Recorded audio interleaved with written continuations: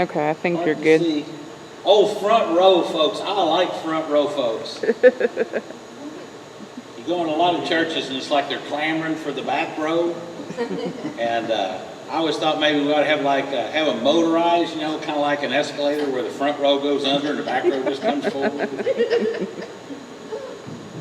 this thing that they believe I barely hear you. there's a thing that they believe that the enemy sits back there, so that's why some people do it. Ah. Guarding the door? I don't know. Don't know. Well, It's done. The people don't know that's why they're sitting back there. Oh. But the enemy. oh, I see. Yeah. Yeah, that's where he wants you to sit. Yeah, under the influence. Under the influence. Christians under the influence. All right. We're ready. Oh. What do we need to do? Oh, this has got to be up here. All right. Can you hear me now? Yep. You guys are lucky and you didn't realize it, or blessed, fortunate, or whatever, because sometime in the next 20 minutes or so, there ought to be some big boomers outside, and people will be coming in. They'll be getting wet, but you guys are in the dry. So look at there. There are some good reasons to come early and come to the panel. You guys ready? Or we? It's about 10 o'clock. Yep. Well, the only problem I got is this. I wonder if I can fix the screen time out on this thing real quick. I can give you the cutoff sign. Give me like, let's see. Give me some kind of warning that it's 10:30. How about that? Okay. All right. Sound good? Mm-hmm. All right. Well, you guys ready to get started? Yep. Okay.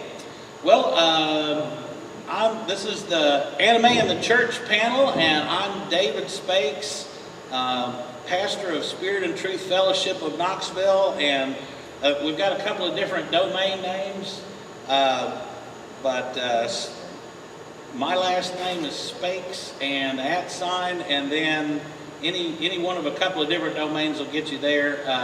But nerdchurch.net is the one that I put up on the screen because it's the one that's a little bit easiest to read. Spirit and Truth Fellowship was created for this community, and I am a member of this community. I just got old, and so lost my hair, and I'm an old guy now. So what do old nerds do? They, if they're Christians, they become pastors, and they let other people that are in this community in the front door, and we don't kick them out. So that's a good thing. So we're going to have a time for questions at the end, and I got two different options for questions. So one option is you can come to the microphone, which is right down here in the front, and stand on the X. You can ask your question and hit me on the spot, and I will do my best to answer your question. And the other option is if you want to have an anonymous question, you can ask questions anonymously, and Oh, you're fine. uh-oh, we got a problem? No, No, microphone. Oh, we set the turn the microphone up. microphone. Perfect. Yep. So you can ask the questions at the microphone, but if you're kind of a shy person like me, then you might want to ask your question anonymously. And to ask your question anonymously, I have my lovely assistant in the front row, my wife Sheila. Everybody give her a hand. She got up this morning just bright and bushy-tailed.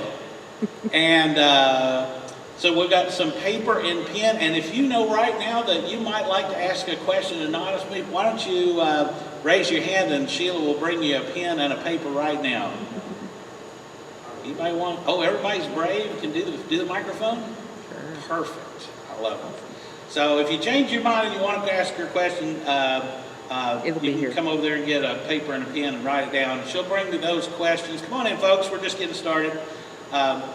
So if you want to ask a question anonymously, she will have a paper and pen there. You can ask the questions, and then she'll bring me the questions at the end, and I can read them here, and nobody will know who's asking the question. So you can be anonymous if you want to.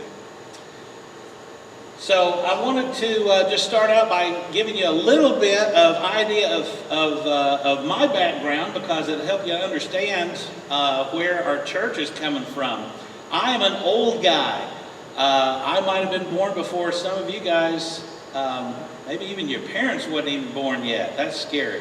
I'm a kid of the 1970s, so we're kind of sandwiched in between two generations or whatever.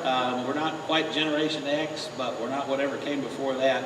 1970s. We had things like Saturday morning cartoons. There was this crazy bunch of critters, forest creatures like Bugs Bunny and Wile E. Coyote. Boy, they were a hoot. Godzilla was a big thing, and these were made in Japan and shipped over here, and boy, they had some bad English dubbing under them, but man, when you're 6 years old, man, that is some awesome TV watching. There was one called Space Giants, another Japanese large robots fighting large creatures like Godzilla. Anybody ever heard of Space Giants? Boy, that's ancient. Oh, got one back there. And then I wasn't old enough to be around when they first made Star Trek, but I was watching the reruns on black and white TV, if you can imagine that there was a time before color television. Yikes. But the 1970s is great because everybody has at least heard of this little show called Star Wars, and I think it came out in 1977, and I actually got to watch the very first showing of Star Wars, the first week it was out. Thankfully, I had older brothers that liked to go, and so as an excuse, they went to go see it, and then there was like, oh, the little brother hasn't seen it. We need to go again so we can take the little brother to the show.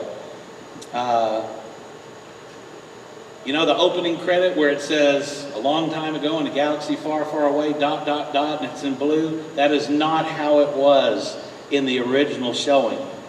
It scrolled across the screen. Long time ago in a galaxy far, far away, the hope of freedom was kept alive by rebel forces fighting against the evil galactic empire. And it scrolled on that way. I didn't know, nobody, that's never been in any, even the VHS tapes and stuff that you might have heard about that we used to watch on before there was DVDs, before there was streaming. Oh my gosh. That was the 1970s, and that was me. I was interested in those kind of shows. I would have been considered part of this con community if we'd had cons back then. Then the 1980s rolled around. Long hair, a lot of hairspray, mullets, and all those things that have come and gone again since then. I was watching Doctor Who. I grew up on the fourth Doctor, which was Tom Baker, and he was on for like 9 years. So that was right there during that time. Watched these shows. I was also interested in real science. So there was this program called Nova that came out, and it's actually still in production. I think it's like in season 38 or something. There was computers that fit inside a small room that was made during those days. There was a company called Apple. You may remember them. They were from a long, long time ago. Nobody knows who Apple is anymore. But Apple computers started back then. They made them where you could have a computer at home, and that was amazing stuff back in those days. 1980s. I missed my high school prom because I was busy programming in assembler language on my Apple II. I couldn't be disturbed to go to such a trivial thing as a high school prom. Star Trek: The Next Generation came out, and this is the time of life when I became a Christian. I loved all these different things, science and science fiction, and when I became a Christian, I was excited because I had a new group of people to talk to. I kind of grew up around Christians, but I became one, and during that time, I wanted to talk to other people about I wanted to talk to other people about the things that interested me. So around my Christian friends, I wanted to talk about Star Trek, and I wanted to talk about science, something that I saw on Nova or heard in school or something like that. That was the 1980s. 1990s, I went to college, and there was a show came out called Stargate, which was kind of cool. Saw it in the movie theater, and I looked at the movie poster, and I thought, this ain't going to be very good, and I was blown away in the theaters. Then they came out with a TV series after that. There's other Star Treks. And on the Christian side of things, I wanted to share my faith with others. So I started playing the guitar, played for InterVarsity Christian Fellowship in college, and And then in the 2000s, I was experiencing married life. We got married in 1998, and look at there, she's already reminded me. I've been married, I can remember by now, hopefully. Married life, work life, and we had some rescue dogs. I wish I had a picture of them. I forgot to put that in my slideshow, but 2 big old hound dogs, and we love them. We had them for several years. So this is just my background, and it's just to help you understand where this is coming from here. So look at the dates, 1970s, 1980s, 1990s, and 2000s, and look at where I was and what was going on in my mind. In the 1980s, when I was in high school, I'd just become a Christian, and I wanted to talk to my Christian friends about science and science fiction, the things that interested me. I got a lot of pushback on that. Oh, you can't do that and be a Christian. You can't watch Star Trek. Don't you know some of those aliens have pointed ears? That's devilish. That's like worshiping the devil if you watch stuff like that. You can't play D&D. You can't have these interests and be a Christian. What do you think? You're going to go to heaven if you do those things? I became frustrated because the things that interested me, I was told were wrong. In the 1990s, I was off at college, and what really, that frustration turned into anger, because when people were hurling insults at me, I've kind of got a tough skin and I can take that. But then I started seeing other Christians attacking other people for their interests and things that they liked. Things that had nothing to do with, following your faith or being a believer. It's just, oh, well, you don't like the same things as me, so that's sinful. And it made me angry. And there's such a thing as a righteous anger. When somebody is coming down on somebody else, they're not hurting you, but they're hurting the other person, and you're angry about that situation. That could be called a righteous anger. And I was watching Christians attack others, and it made me angry. Because that's not what Christianity is about. And then in the 2000s, when I was out of college and I started working in the job world, it was married, we had our rescue dogs, I thought there's got to be something out there where this hostility does not exist. And I have to admit, it was a really difficult thing to look out and see just how little of an effort there was to try to change this. So being the kind of person I am, I was looking for a way to make a change. And I got a slide here, my next one. I don't want it to disturb you, but this is kind of the things I started Googling around for. Nerd-friendly church. Nerd-friendly church. Guess how many hits we got when I Googled nerd-friendly church in the 2000s? Anybody want to venture a guess? 0. That's right. But now, Google, if you don't type in something that it recognizes, it'll make these search suggestions. And so they said, oh, you're looking for a nerd-friendly church. Surely you mean a dog-friendly church, because people would want to take their dogs to church. And so guess what? There's churches that do that. No, that's not what I want. I want nerd-friendly church. Oh, well, maybe you want to see that God hates nerds and seeing people actually protesting Yama-Cons. And this was one of the things that popped up when I said nerd-friendly church. I got this nice little guy that was holding up his sign, and there was other pictures I was trying to find. I guess I scrolled them away somewhere else. But, it was people that was out protesting the San Diego Yama-Cons. And it's like, this is not what Christianity is about.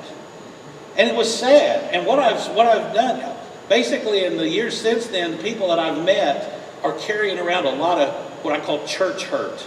Actually, I didn't coin the phrase, but I've heard it spoken, and I thought this is exactly the right thing, the right phrase to use. So I use it too. People carry around church hurt. They've come into contact with Christians who maybe they're well-meaning and maybe their church pushes them along to do it, but basically they're attacking people because of their interests. Now, if you like NASCAR or golf or other certain sports or something like that, then it's like you're in a club. But if you like dressing up as a furry and coming to Yama-Con, oh, that's awful, that's terrible, because of the little sign of what people... That's that anger that came up in me, because to see things like this, because this is not what Christianity is about. And there's a lot of us been on the receiving end of that. I was one of them as far back as my very early days when I was a young boy in the 1980s. And that church hurt is something that prevails to this day. We see it a lot. We have a booth out on the show floor, and we talk to people, and they come around. I ask questions because I'm wanting to see if that person has carrying around some church hurt. And I find that a lot of people are. Maybe in this very room, there's people that's carrying around church hurt because some Christian has attacked you for your interests. And I want to tell you today, that's not what Christianity is about. That's not what Jesus was about. That's not what he stood for. You're not alone. You're not alone. Religious people have been spewing this for a long time. And I got religious in quote because, religion is something different than being a person of faith and being a follower of Christ. Religion is those rituals you go through and people that are trying to make their way to heaven. Christianity is where Jesus said, hey, I'm coming to where you are. You don't have to come where I'm at. Jesus had a lot of very progressive ideas for his day. And the religious leaders of his day, if you read in the Bible, a lot of times it uses the word Jews. That's not a reference to the Jewish faith. That's talking about those snobby religious leaders that were in charge during the day. So if you pick up the Bible and you open it up and you read about Jews, just want to point that out. It's talking about the Jewish leaders. Sometimes leaders talk and they're not really representing the people that's under them. This religious group of people, another word you might hear is a Pharisee, is a title that was used. That's kind of an attitude these days. A lot of people have a Pharisee-type attitude today. Basically, I'm holy and you're not. I'm better than you. That kind of attitude. But something I always want to point out, when you're not alone, think about this. Just like Christians, and you might have been on the receiving end of some hate messages from some nasty Christians, understand this, that religious people hated Jesus way more than the hate that you've received. If you've received, Christian hate mail, they hated Jesus more for the things he did. And in fact, they hated him so much they killed him. It was the hate of religious people as to why Jesus was sent to those are the ones that caused him to go to the cross. He had a mission. He died for us. And the wonderful message about Jesus down on the cross is he didn't stay in the grave. He came out of the grave. But it was the hatred of these religious people is actually what sent him there. In fact, when he was standing before the judge, his name was Pilate. You might hear some of this during your Christmas stories or Easter stories next year. But as he was standing there and they were about to convict him and send him to the cross to his death to be punished like a criminal in the days of Rome, the Jewish leaders, those religious people, they said, yeah, let his death be on us. It's our fault he's going. And they relished in the fact that they were responsible for sending him to his death. They hated Jesus so much that they killed him. So don't be surprised that there's religious people in the world that want to hate you for the interest that you have. That's not what Christianity is all about. That's not what Jesus stood for. But another thing I want you to understand is not all Christians are the same. Not all Christians are the same. There are a lot of hateful ones out there. But there are also people that care about you and they don't mind the interest that you have. You play D&D, that's just fine. You come to an anime convention, that's just fine, because that ain't got nothing to do really with whether or not you can be a follower of Jesus. I've been a nerd and had different interests in that area all my life. And I've been a Christian for most of my life. And there's no conflict between those. Not all Christians are the same. And as kind of a point of that, it's a kind of a curious fact. Here we are at an anime convention. And did you know that Christians actually were in part responsible for bringing anime to the United States? Did anybody know that? Did anybody know that? Got one hand back there. Christians were in part helped to bring anime to America. And so here's how that came to be. In 1981, there's a Christian TV company called the Christian Broadcasting Network, or CBN. They're actually still on television today. And they created a children's animated Bible series. And they did that. Basically, it was released in Japan and also in the United States. But the Christian Broadcasting Company had this started and created, and they chose someone to animate the series who was an anime artist. And anime back in the 1980s, you didn't hear too much about anime. I looked up the history of it, and there was an anime show that was shown in this hemisphere as early as the early 1900s.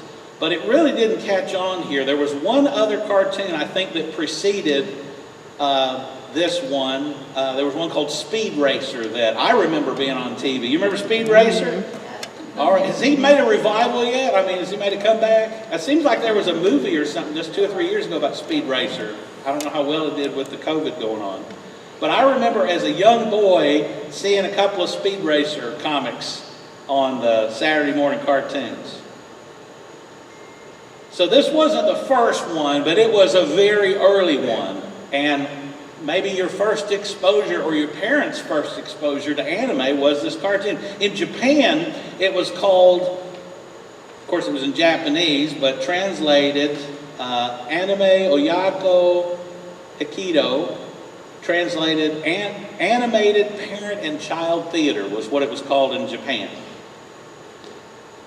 And it had over 8 million viewers every night in Japan. I'm sure in the 1980s that was a pretty large market share. Anybody know what it was called in America? It was called Superbook. And maybe if I showed you the characters, you might have some recollection of that. Anybody remember these faces?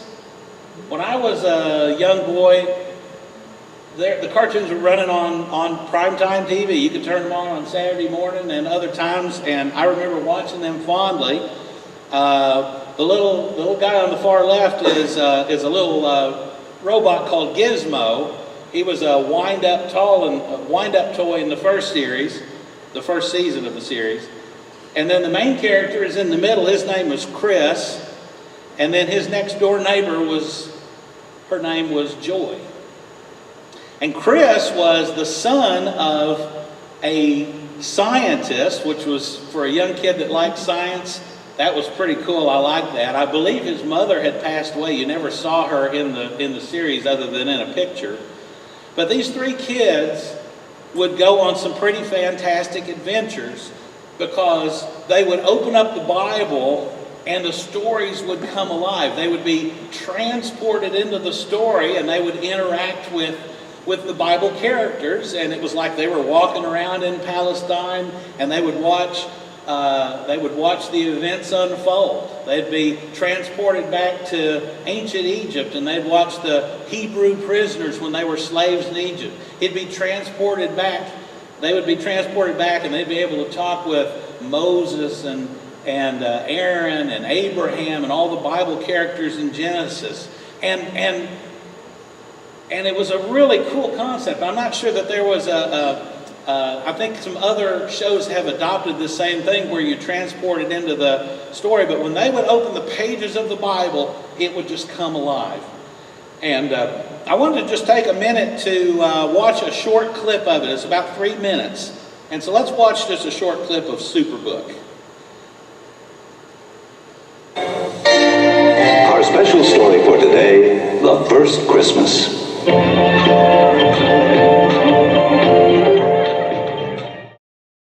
Would you like to go there and see what it was like? We sure would. Then close your eyes and let my light guide you.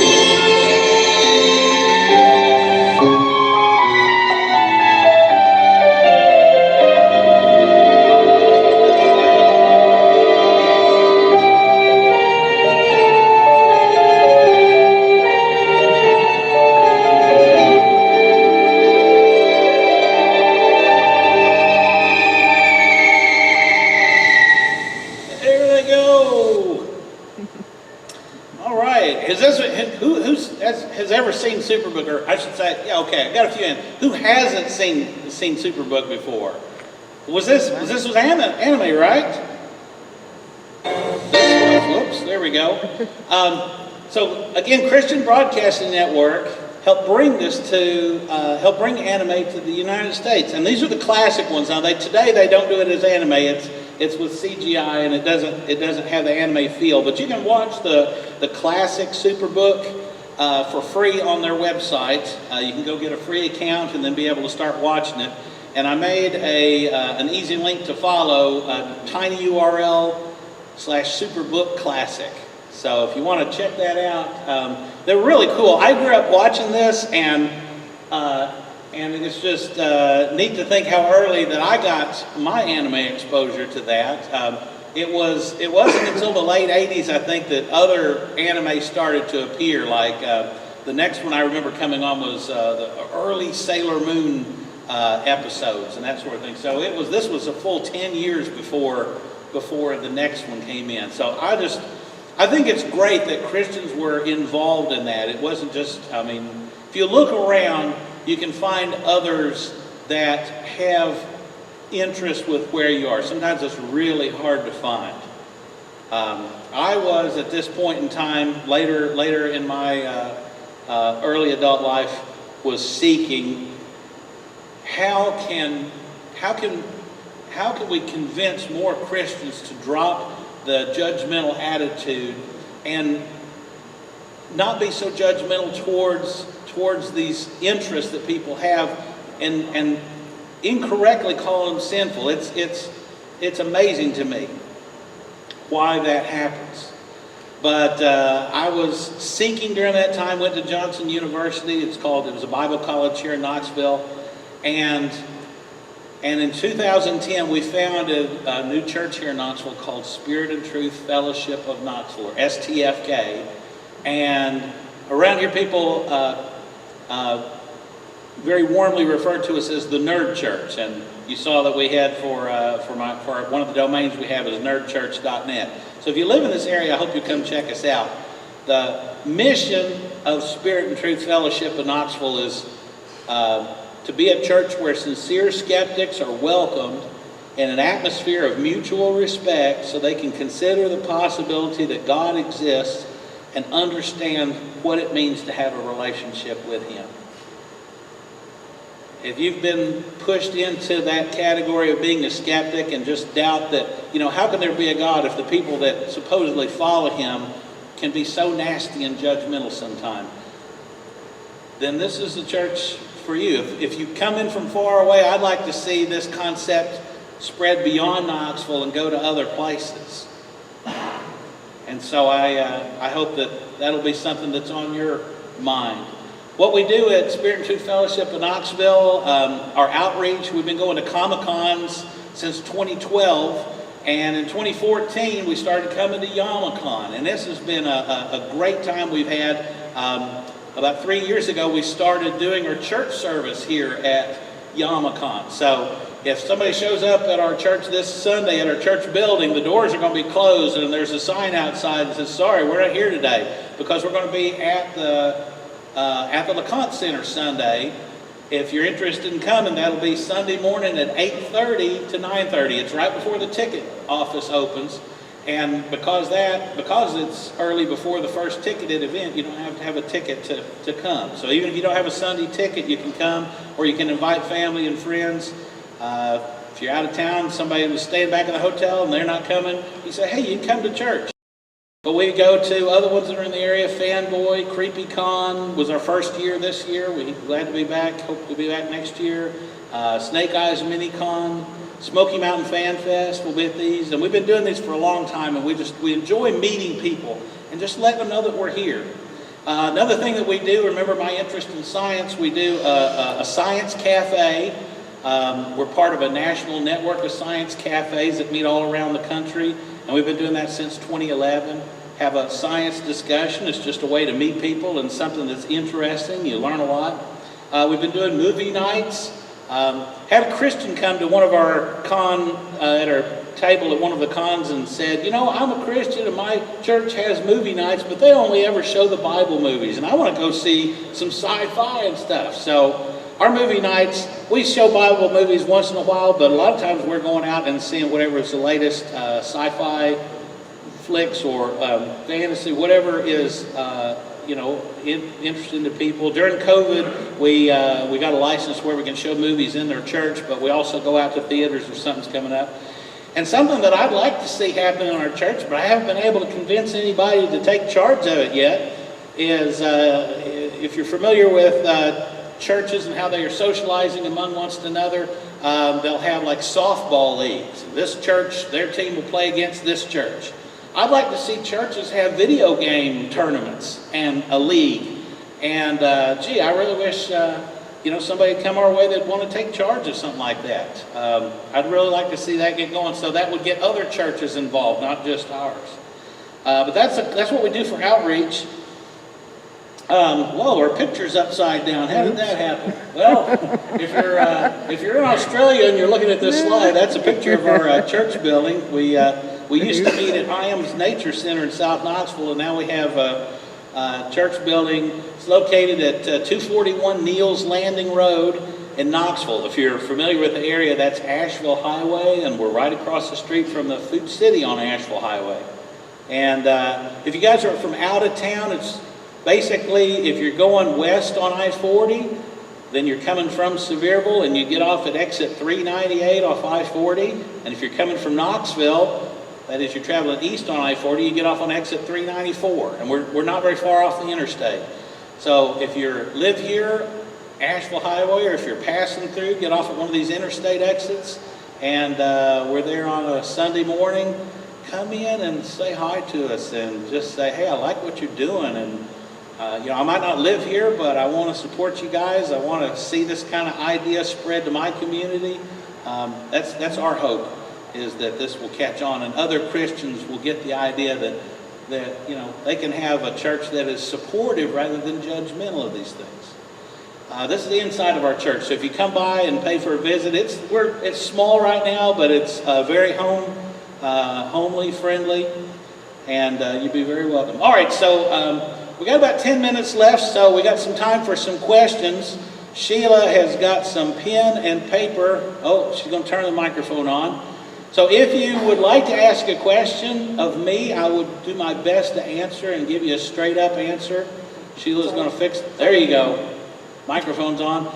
And while you're standing up, honey, with paper and pen, if you want to ask an anonymous question, you can grab a pen and a paper. So she's got those. Turn around and show her your shirt, though. This is one of our church shirts.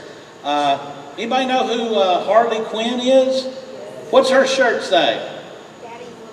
Daddy's Little Monster. Well, we always try to make a church shirt that kind of goes along with something. So this kind of looks like Harley, but it says Satan's worst nightmare.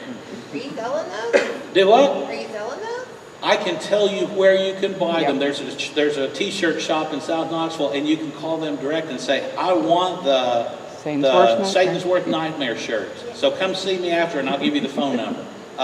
We don't sell anything when we go to the Comic-Cons. We just give stuff away, and we don't have a pile of shirts.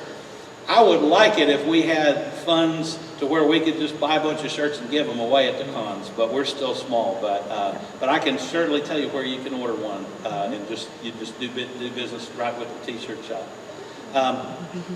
So if you got a question, just step up to the mic. Okay. I don't have a question, but I do have a comment. Okay. Well, sure. Go ahead. There were 3 anime that were run in the early 60s. Okay. They are Astro Boy. Astro Boy was one of the ones I read about. I've never seen it. Kimba the White Lion. Okay. And there was a Speed Racer, too. And there was Speed Racer, yeah. I watched them.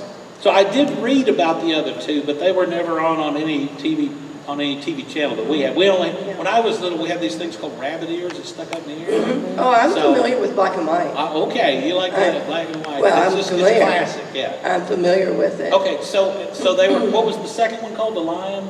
Kimba the White Lion. Kimba the White Lion. Mm-hmm. I read and about that. Right Stuff Incorporated actually has restored Kimba the White Lion. Okay. And Astro Boy is on DVD. Okay. And Speed Racer was on DVD too. I'm not sure about availability, the original one.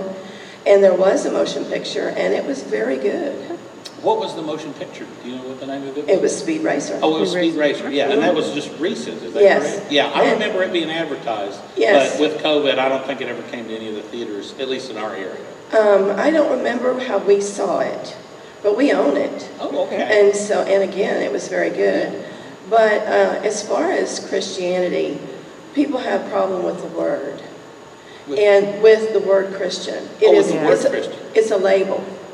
Well, Instead of it being a part of it being who you are. Yeah. Okay? And if anybody's familiar with the Apostle Paul, when he became the apostle, he was a very learned person. Mm-hmm. He was very educated. He was? Because, as a Roman. Yeah. And as a Jewish person. Mm-hmm. Okay? And so then when Jesus himself blinded him and said, "Excuse me, you're going the wrong way," he didn't get rid of that education. No, he didn't. He did. He used that education as a horrible murderer. Okay? But then after he was converted to Christ, okay, he used that knowledge to what? Talk to people. He didn't exclude the knowledge, even though because he had used it wrongly. Okay, and what did Jesus do? Clean up first, and then I'll heal you? No. It had nothing to do with what they believed, where they had been raised, or, you know. And can't God handle mysticism? Can he not handle science fiction? Can he not handle the gods that are in the anime and help us? If we would study and get to know where these stories come from, we can handle the truth about them as well.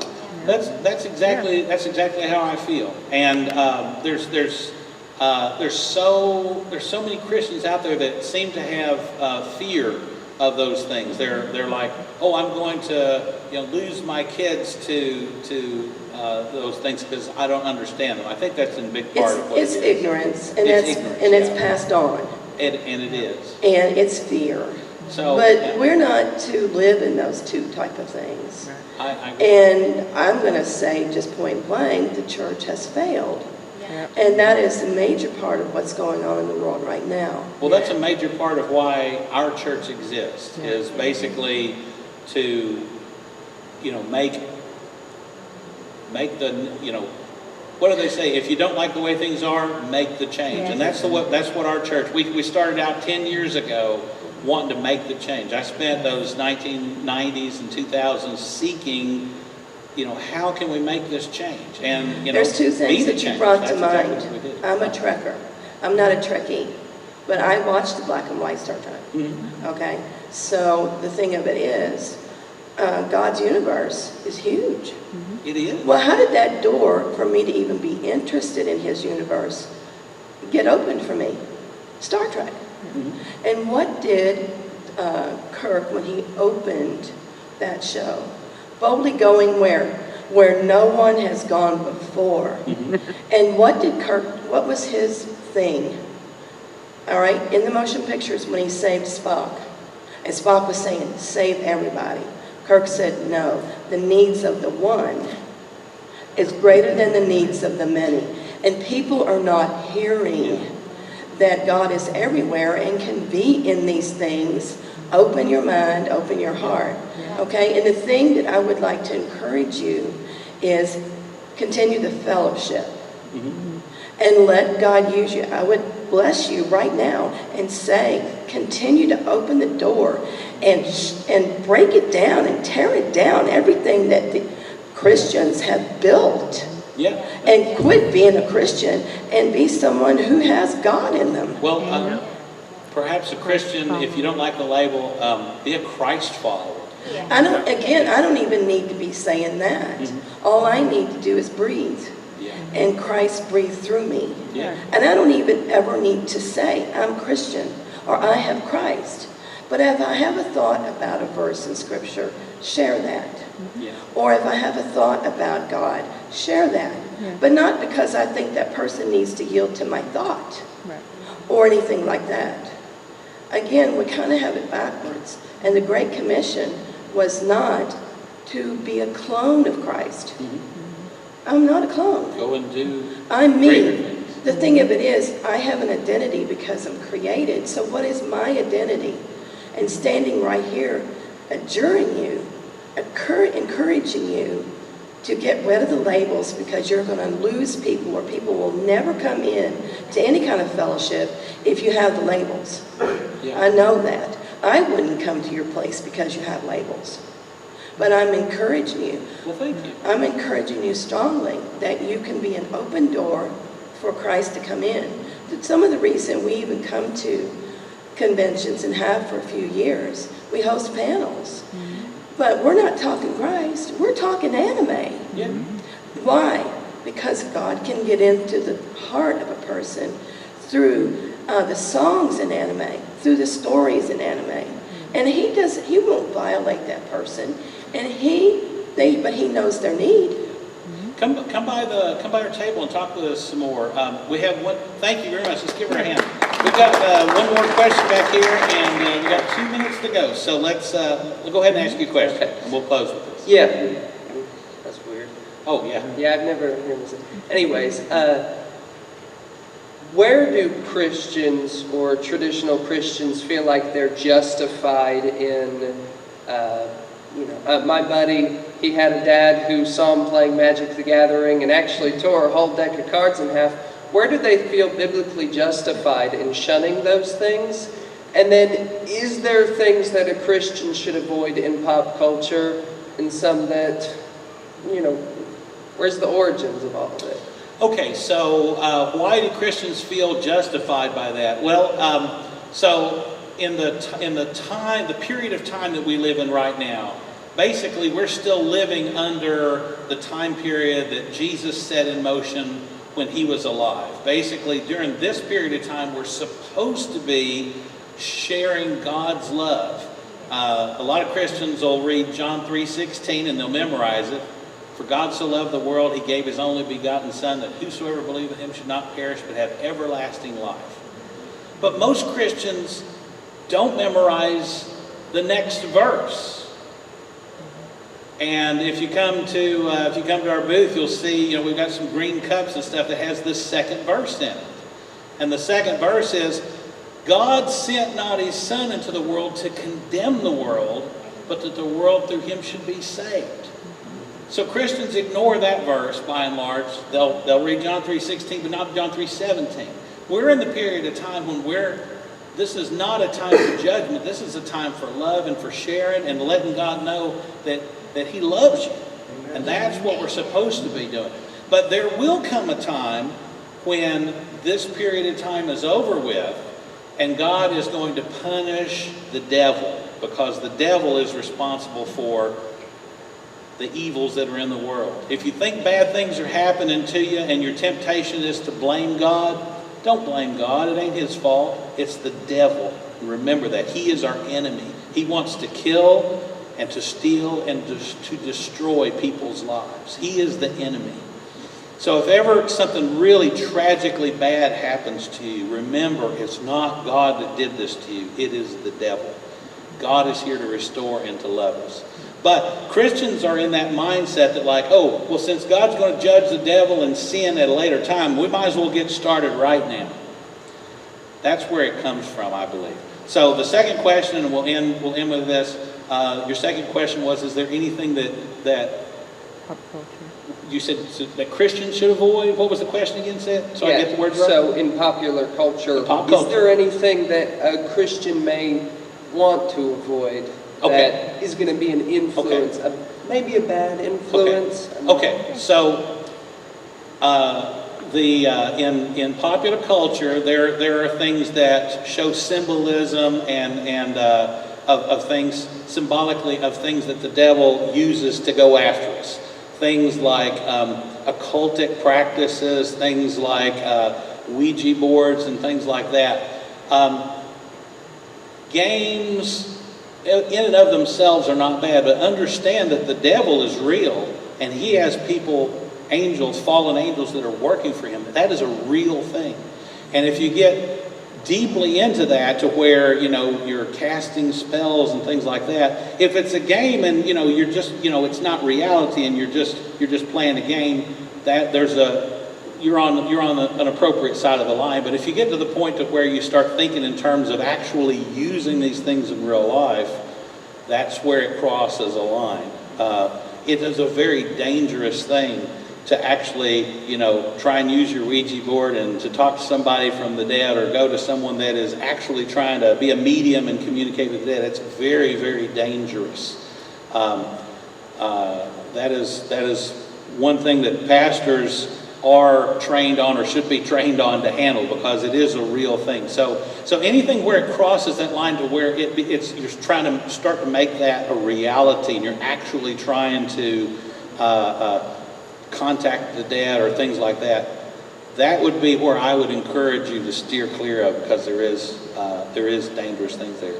My time is up, and I thank you very much for coming. Tomorrow morning at 8:30 to 9:30, we'd love to have you join us. This was an anime discussion, and we showed anime on the show, and just tried to show how the church and anime kind of can go together here.